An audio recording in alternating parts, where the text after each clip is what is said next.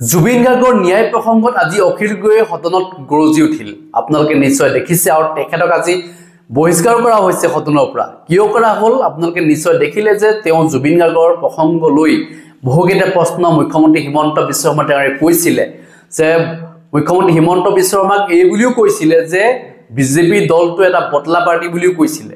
আপোনালোকে হয়তো শুনিছে, যদি আপোনালোকে ভিডিঅ' চোৱা নাই আপোনালোকে চাব, এই ভিডিঅ'ৰ লিংকত মই দি দিম। কাৰণ জুবিন গাৰ্গে আজি পৰ্যন্ত ন্যায় পোৱা নাই, যাক লৈ সমগ্ৰ অসমবাসী আশাৰে বাচাই যে জুবিন গাৰ্গে কেতিয়া ন্যায় পাব। প্ৰত্যেকজন অসমীয়াই এটাই কৈ থাকে যে জুবিন গাৰ্গে ন্যায় পাব লাগে। #জাষ্টিছ ফৰ জুবিন বুলি লিখা 6 মিলিয়ন হৈ গ'ল, কিন্তু আজি পৰ্যন্ত জুবিন গাৰ্গে ন্যায় পোৱা নাই। জুবিন গাৰ্গে ন্যায় পাব লাগিব আৰু জুবিন গাৰ্গক ভাৰত ৰত্ন প্ৰদান কৰিব লাগিব। আৰু এই দাবী অখিল গগৈ, কাৰণ ইতিমধ্যে আপোনালোকে জানে যে ভূপেন হাজৰিকাক ভাৰত ৰত্ন দিয়া হ'ল, কিন্তু জুবিন গাৰ্গে একো পোৱা নাছিলে। তেওঁ সেই টাইমত পদ্মশ্ৰীও পোৱা নাছিল, তেওঁ বঁটা বিচাৰিছিলে, কিন্তু সেইগৰাকী জুবিন গাৰ্গ কেতিয়াবা মদ খাব ল'লে আপুনি নিশ্চয় জানে যে তেওঁ কেতিয়াবা কৈছিলে যে মোক একো নিদিলে, আনকি মোক পদ্মশ্ৰীও মই নাপালোঁ বুলিও বেলেগৰ আগত খুব প্ৰকাশ কৰে। আৰু সেইখিনি কথা ছ'চিয়েল মিডিয়াত কোনো সাংবাদিকে প্ৰচাৰ কৰিছিলে যে জুবিন গাৰ্গক পদ্মশ্ৰী দিব লাগে। আনকি অনুভৱ চক্ৰৱৰ্তীয়ে কৈ থাকিলে জুবিন গাৰ্গক পদ্মশ্ৰী দিয়াটো দিব লাগিছিল, তেওঁ কেইবাবাৰো কৈছিলে, কিন্তু জুবিন গাৰ্গক পদ্মশ্ৰী দিয়া নহ'লে, আনকি একো বঁটা দিয়া নহ'লে। তেওঁ যিমানবিলাক বঁটা দিব লাগিছিল নিদিলে। এতিয়া জুবিন গাৰ্গ মৃত্যুৰ পিছত ভাৰত ৰত্ন তেওঁক দিবৰ কাৰণে তেওঁ দাবী কৰিবলগীয়া হৈছে। মুখ্যমন্ত্ৰী হিমন্ত বিশ্ব শৰ্মা ডাঙৰীয়াই নিজে ক'ব লাগিছিলে যে আমি জুবিন গাৰ্গক ভাৰত ৰত্ন দিম, কিন্তু সেই কথাটো অখিল গগৈয়ে কিয় ক'ব লগা হ'ল, এই কথাবিলাকো ইতিমধ্যে আহি পৰিছে। গতিকে কথা হ'ল যে জুবিন গাৰ্গে ন্যায় পাব লাগে, আৰু বাকী জুবিন গাৰ্গক বঁটাটো দিবই লাগিব, কাৰণ তেওঁ ভাৰত ৰত্ন পাবলগীয়া এজন যোগ্য সন্তান অসমৰ। গতিকে আজি এই ক্ষেত্ৰত অখিল গগৈ বহুখিনি কথা কৈছে। কি কৈছে সেই মন্তব্য আপোনালোকক শুনাব বিচাৰিছোঁ। জুবিন গাৰ্গক অনতি বিলম্বে ভাৰত ৰত্ন প্ৰদান কৰিব লাগে, এই প্ৰস্তাৱ ভাৰত ৰত্ন প্ৰদান কৰিব লাগে বুলি প্ৰস্তাৱ আজি বিধানসভাত মই উত্থাপন কৰিলোঁ। মুখ্যমন্ত্ৰীয়ে সেই প্ৰস্তাৱ গ্ৰহণ কৰিলে আৰু মুখ্যমন্ত্ৰীয়ে ক'লে যে 126জন বিধায়কৰ কৈ আমি এইটো সমৰ্থন কৰিছোঁ।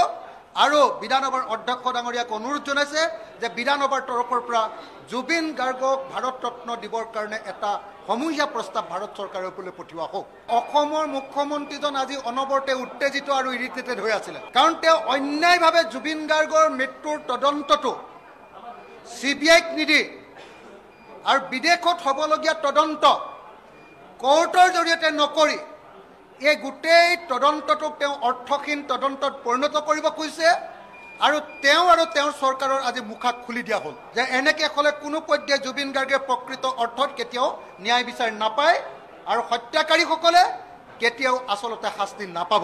আজি মুখ্যমন্ত্ৰীয়ে আমাৰ দাবী অনুসৰি BNS আৰু BNSS 2023 এটা দফা গাবৰ কাৰণে এটা দফা পাঠ কৰি দিবৰ কাৰণে আজি মুখ্যমন্ত্ৰীক আমি বাধ্য কৰিছোঁ। তেওঁ যে অন্যায় কৰিছে জুবিন গাৰ্গৰ প্ৰতি সেইটো আজি প্ৰমাণিত কৰিছোঁ, আৰু মুখ্যমন্ত্ৰীক আমি একদম অস্বস্তিত পেলাই তেওঁক ঘাম উলিয়াই দিবৰ কাৰণে বাধ্য কৰিছোঁ। বিধানসভাৰ ইতিহাসৰ এটা অত্যন্ত গুৰুত্বপূৰ্ণ মহত্বপূৰ্ণ দিন।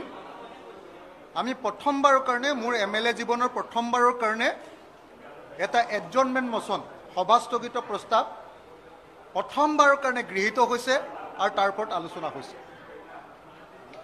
আজি আমি বিৰোধী পক্ষই 4টা দলে স্পষ্ট ৰূপত জুবিন গাৰ্গৰ মৃত্যুৰ পৰা তদন্তলৈকে এই সমগ্ৰ প্ৰক্ৰিয়াটোত চলি থকা অনীতি অনিয়ম অবৈধ কাম কাজ আৰু প্ৰকৃত বিচাৰ যে পোৱা নাই আৰু জুবিন গাৰ্গে যে প্ৰকৃত ন্যায় নাপায়, এটাকৈ ইয়াৰ আইনগত দিশবিলাক, ইয়াৰ পলিচিগত দিশবিলাক আৰু ইয়াৰ যিবিলাক মানে প্ৰেক্টিকেল দিশবিলাক, এই আটাইবিলাক দিশ আমি আঙুলিয়াই দেখুৱালোঁ। আজি আপোনালোকে নিশ্চয় দেখিছে যে অসমৰ মুখ্যমন্ত্ৰীজন আজি অনবৰতে উত্তেজিত আৰু ইৰিটেটেড হৈ আছিলে, কাৰণ তেওঁ অন্যায়ভাৱে জুবিন গাৰ্গৰ মৃত্যুৰ তদন্তটো CBIক নিদি আৰু বিদেশত হ'বলগীয়া তদন্ত কোৰ্টৰ জৰিয়তে নকৰি এই গোটেই তদন্তটোক তেওঁ অৰ্থহীন তদন্তত পৰিণত কৰিব খুজিছে।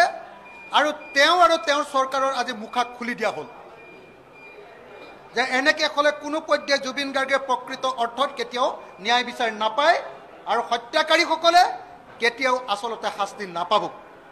আজি আপোনালোকে দেখিছিলে আজি মুখ্যমন্ত্ৰীয়ে আমাৰ দাবী অনুসৰি BNS আৰু BNSS 2023 এটা দফা গাবৰ কাৰণে এটা দফা পাঠ কৰি দিবৰ কাৰণে আজি মুখ্যমন্ত্ৰীক আমি বাধ্য কৰিছোঁ। আজি আমি মুখ্যমন্ত্ৰীক বাধ্য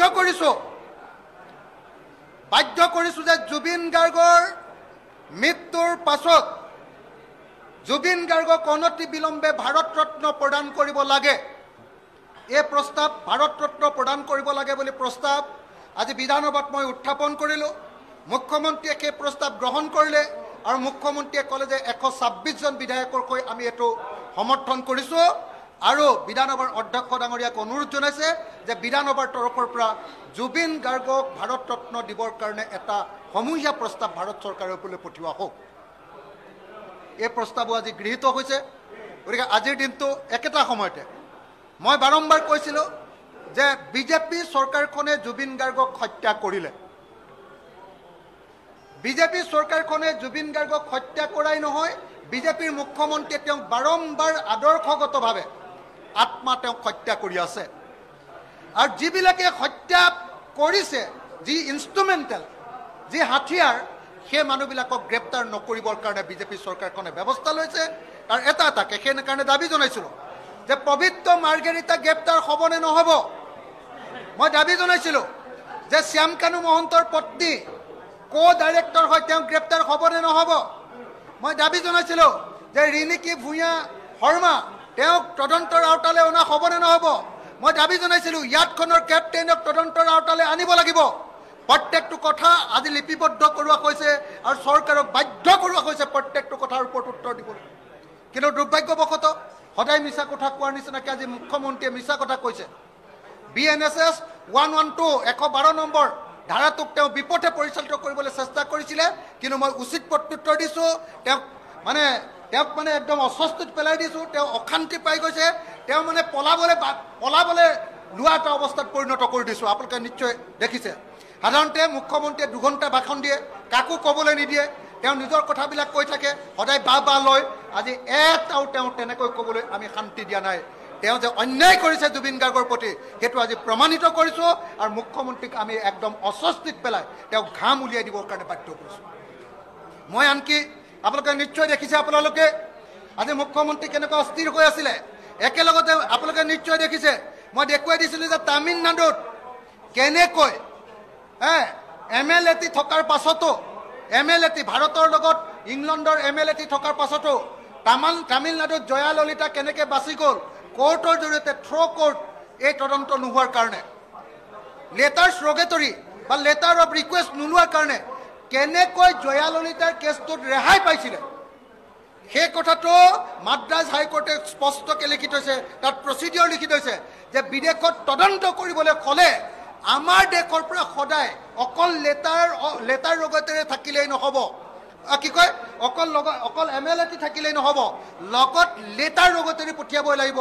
আৰু লেটাৰ ৰগেটৰীৰ জৰিয়তে নাহিলে মানে কোনো পধ্যে যাতে সেই কেছটো যাতে কেতিয়াও নহয়, কোৰ্টত কেতিয়াও এডমিছিবল বুলি যে কৈ দিছে, এই কথাটো মই দাঙি ধৰিছিলোঁ আৰু মুখ্যমন্ত্ৰীয়ে তাৰ উত্তৰ দিবলৈ সক্ষম হোৱা নাছিলে। সেইকাৰণে আজিৰ দিনটো জুবিন গাৰ্গৰ ন্যায়ৰ ক্ষেত্ৰত এটা মাইলৰ খুঁটি আৰু এনেকৈ আলোচনা কৰিবলৈ সুযোগ লাভ কৰাৰ কাৰণে মই ধন্যবাদ জনাইছোঁ। ধন্যবাদ।